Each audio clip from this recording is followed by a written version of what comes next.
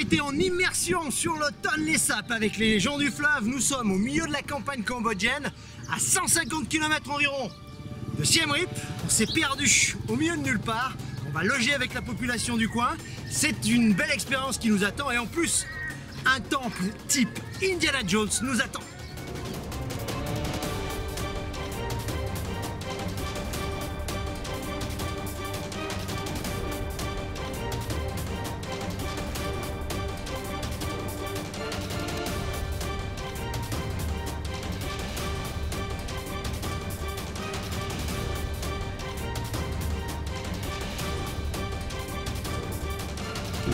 La route jusqu'à Sisophon est plutôt roulante. D'ailleurs, c'est la route qui mène à la frontière, Phuephet, que nous avons pris à l'aller.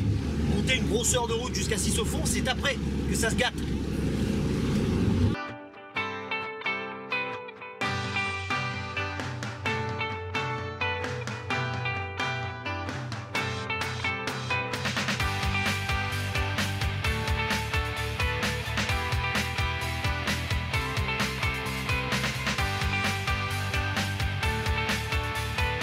Bon, nous sommes à Sisophon, première étape, 1h30 de route, sur une route très roulante, plutôt belle. C'est celle qui mène à la frontière Phuephet avec la Thaïlande. Il y a l'intersection avec la route sur Battambang également.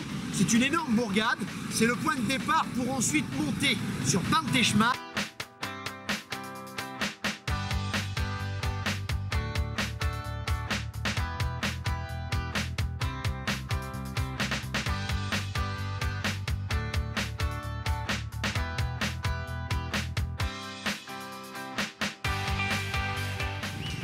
J'étais parti avec mon vieux guide du routard qui nous annonçait une piste assez dangereuse et en tout cas pénible. Sachez que depuis depuis un petit moment déjà, on a construit une nouvelle route et que pour venir à Pantechmar, c'est beaucoup plus facile et beaucoup plus rapide. On a mis moins de 3 heures depuis Siem Reap pour arriver au pied du temple.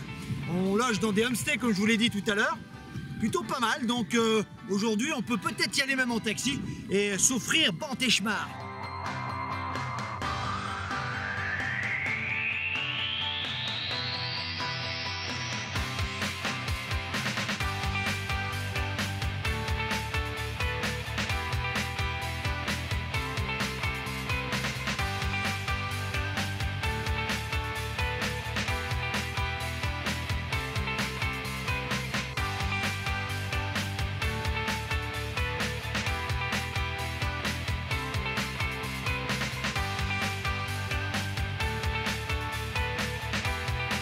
Bon, vous attendez quand même pas au grand confort, hein. C'est très rustique, c'est très champêtre, on est à la campagne, faut quand même pas déconner. Bon, sachez que vous pouvez avoir des maisons d'hôtes d'une chambre, 2 chambres, les plus grandes en ont 6. Matelas, air conditionné, petite moustiquaire, bon, de quoi passer une nuit correcte. Comptez une dizaine de dollars pour dormir ici, il n'y a pas de petit-déj, il faut s'amener un petit peu son casse-croûte, mais c'est possible de le demander, hein. Bon, c'est pas très cher, si comme nous vous affrétez carrément un bus pour venir jusqu'ici, désormais la route est largement accessible, c'est pas la piste d'autrefois, ça peut être pas mal. On peut passer également, je vous l'ai dit hier, par Terre Cambodge, mais là c'est beaucoup plus cher. Alors c'est sûr qu'ils vous font visiter le village de fond en comble, mais ce sera 90 dollars. Ah oui, au fait, dernier détail, dernier conseil, si vous avez de la nourriture, essayez de l'empacter, de la mettre dans votre sac ou de la mettre en hauteur. On a croisé un rat de cette taille en train de manger nos bananes et nos petits pains. Donc bon, si vous voulez pas avoir des visiteurs nocturnes, avis, planquez-moi tout ça.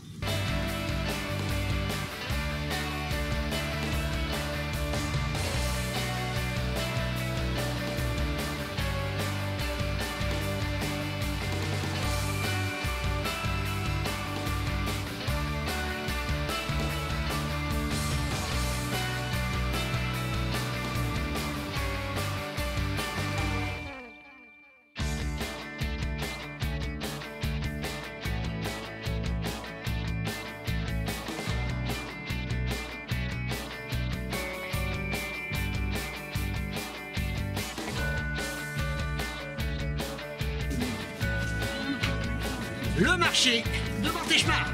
On est bien accueillis en plus, la population est super accueillante et avec un accueil succès assuré.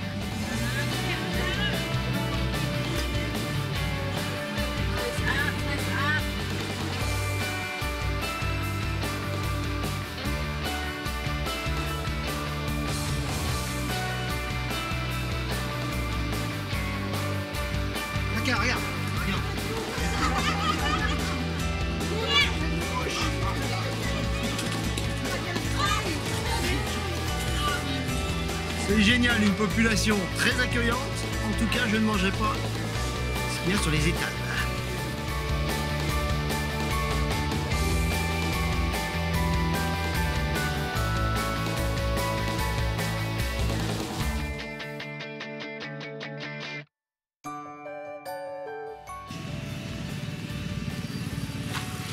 Les villageois se sont regroupés dans une sorte de coopérative, etc. pour accueillir les touristes. Géré par Global Héritage. C'est ici, c'est eux qui se chargeront éventuellement de réserver vos homestays.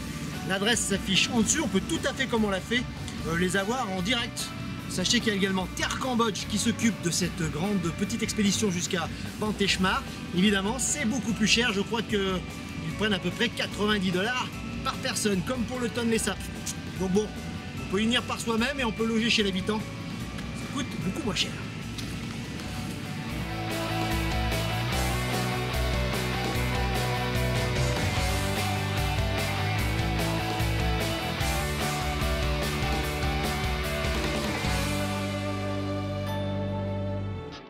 Pour terminer notre série sur les temples d'Angkor hors des sentiers battus, alors là on a fait fort, on est à 150 km de Siem Reap, on n'est plus du tout évidemment dans la capitale angkorienne, on est au temple de Banteshmar. Et là le mot hors des sentiers battus prend tout son sens. Imaginez un temple qui n'a quasiment pas bougé depuis le 19e siècle et depuis le temps des premiers explorateurs. En effet, le temple de Banteshmar est sans doute le dernier grand temple construit par Jayavarman VII au Cambodge. Après The Bayon, Angkor Thom ou Taphrom, Jayavarman décide de construire ici un immense temple, dont il ne reste aujourd'hui malheureusement que des ruines. Tout au long du XXe siècle, le temple a été pillé, la frontière avec la Thaïlande toute proche n'a pas arrangé les choses. Sachez également que les deux pays se sont longtemps disputés ce bout de territoire, des coups de feu ont même été échangés à travers le temple. Sachez enfin que ce site est unique et exceptionnel au Cambodge. On est quasiment seul à travers ce temple perdu dans la jungle. On peut même dîner à l'intérieur du temple. C'est unique et rare. Mais dépêchez-vous, la route a été complètement refaite depuis peu et désormais les hordes de touristes vont pouvoir déferler sur Banteshmar. Il vous reste encore quelques temps pour découvrir ce site unique, seul au monde ou presque.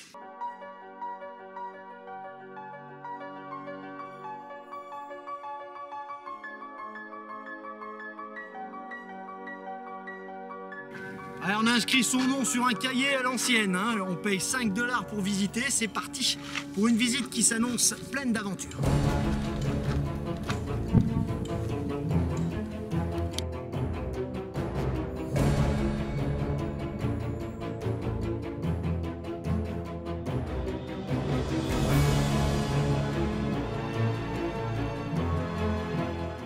Banteshmar, en Khmer, la petite citadelle. On l'a longtemps appelée à tort la citadelle du chat. Il faut dire que chat et très petit sont très proches dans la langue khmer, d'où l'erreur. Mais Banteshmar, c'est bien la petite citadelle. C'est parti pour la visite de 2 heures à travers ce temple extraordinaire. Nous sommes à la tombée de la nuit, le repas nous attend, mais d'abord 2 heures d'immersion dans Banteshmar.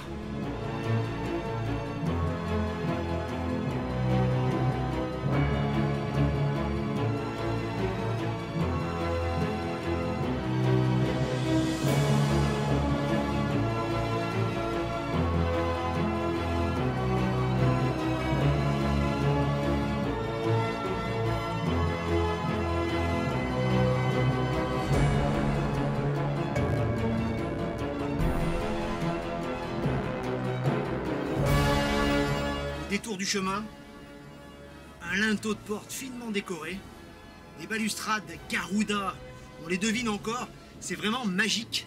Alors c'est vrai que ce temple est complètement détruit, on dirait que des géants se sont amusés à bousculer les murs, mais il a un charme fou, surtout si vous le visitez comme nous, à la tombée du soir, quand la lumière se fait plus belle, quasi divine.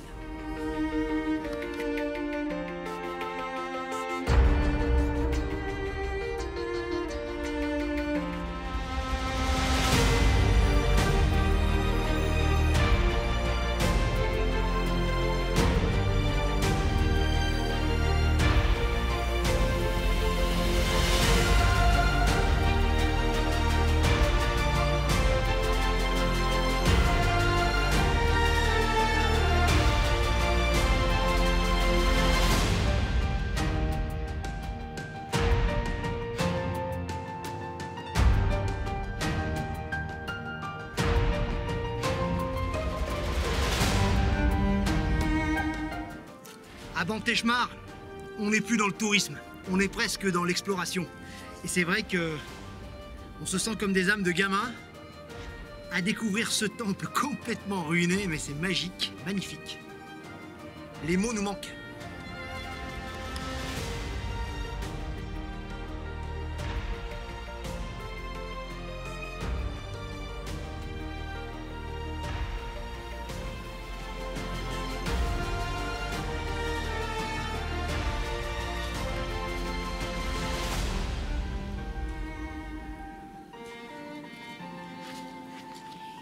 Bantechmar, c'est un petit Bayonne.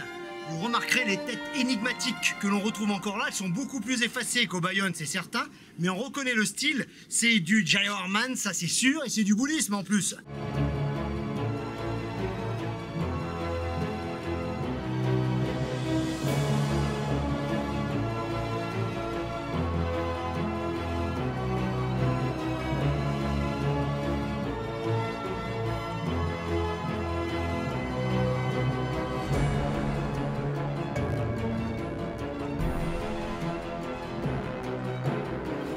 Des pierres en équilibre, un véritable puzzle à reconstruire sans doute, et puis surtout à ne pas détruire. Regardez les pierres qui sont derrière moi, il vaudrait mieux pas passer dessous le jour où ça va s'écrouler.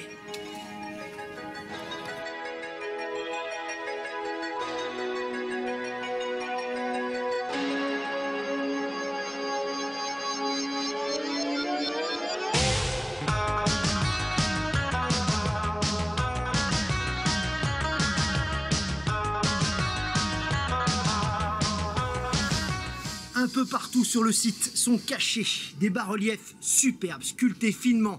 Ici, un harpiste en train de jouer devant un Bouddha à 3 têtes, une oie de l'autre côté, et puis des serpents nagas. Mais si vous cherchez partout sur le site, il y a des scènes comme ça à découvrir. Il faut se perdre à Bantechmar, il n'y a pas vraiment de sens de visite. C'est peut-être pas la peine non plus de prendre un guide. En tout cas, il faut savoir se perdre, il faut savoir aller à la rencontre et chercher les trésors cachés de Bantechmar.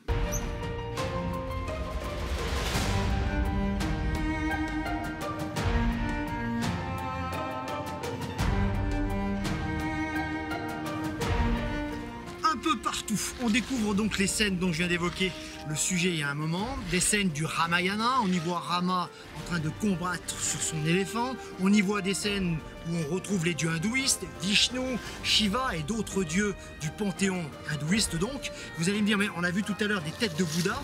Il faut savoir que chaque temple, finalement, khmer, est une sorte de syncrétisme des religions, puisque si la divinité centrale, c'est Bouddha, vous vous doutez que les autres divinités hindouistes n'ont pas été abandonnées pour longtemps, et qu'on les retrouve dans les petits temples satellites autour du grand temple principal.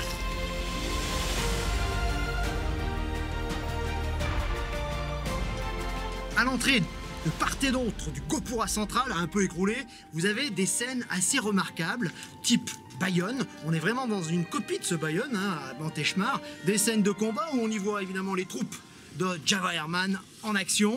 Elles ont, rappelez-vous que Jayavarman avait chassé les Chams, c'est comme ça qu'il est arrivé au pouvoir. Et ce temple est une sorte de propagande à son effigie, une propagande à sa gloire.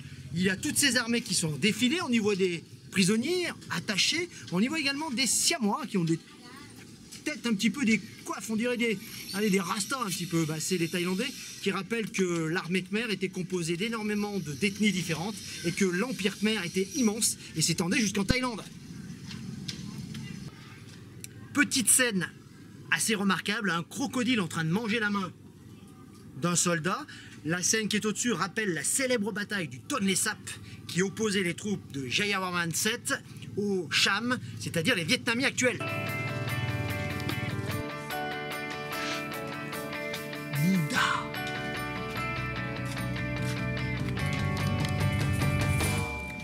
Un repas devant le temple, carrément dans le temple, n'exagérons pas. Un petit repas khmer, 5 $ même pas, ça va être pas mal.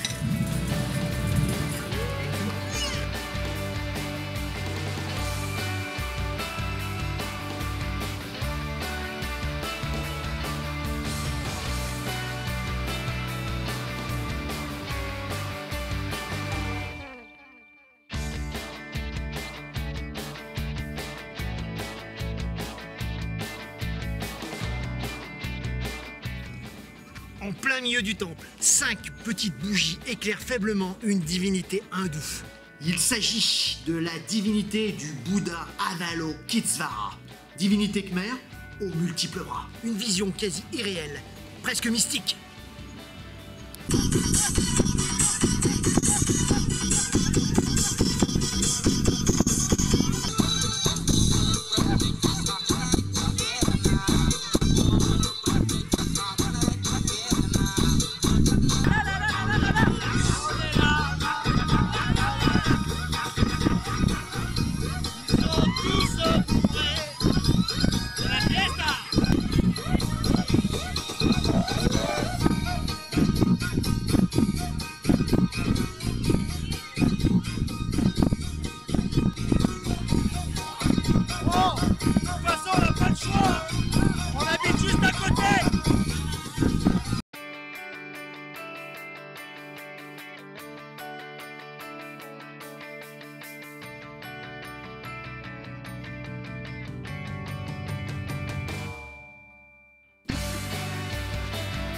Bon, on s'est un petit peu éloigné des haut-parleurs qui lui prennent la tête. Et là, on est en pleine campagne. On fait une petite rando d'1 heure au milieu de la campagne cambodgienne. Petite maison traditionnelle en bois sur pilotis. Des gens super accueillants. C'est un bon moment qu'on passe sur Banteshmar.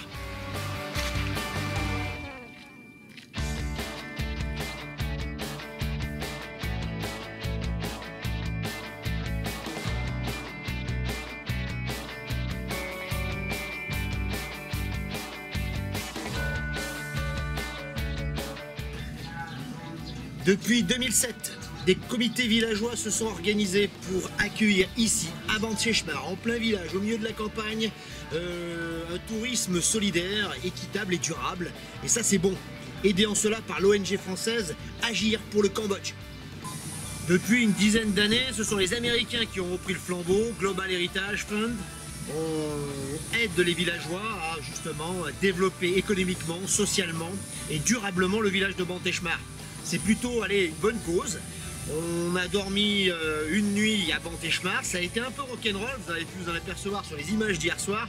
On est tombé au milieu d'une fête, alors sans doute inauguration d'une maison. Il y a également, on est tombé le nouvel an chinois et vietnamien il n'y a pas longtemps. Et puis là c'est carrément la fête du soleil. Donc micro et haut-parleur toute la journée.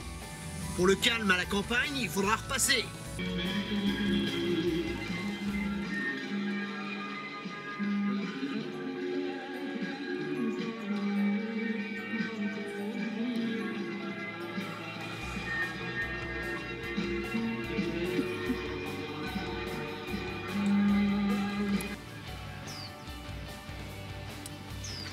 Voilà, ainsi s'achève notre dernier numéro spécial encore au Cambodge.